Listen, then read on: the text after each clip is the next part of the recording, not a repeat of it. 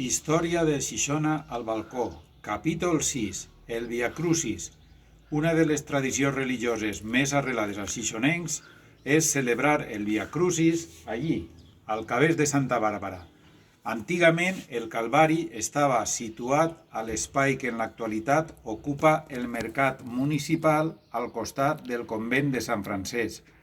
El que passa que a començaments de la dècada de 1960, quan es va construir el mercat, es va traslladar el Calvari a Santa Bàrbara.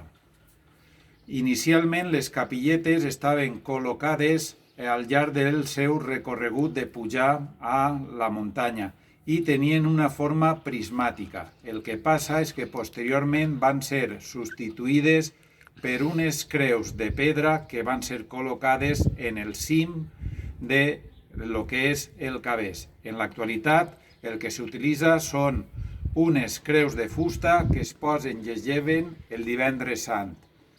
L'associació cultural que organitza aquest acte juntament amb la parròquia és l'associació Via Crucis, que és l'associació xixonenca més antiga perquè va ser fundada un divendres sant de l'any 1900.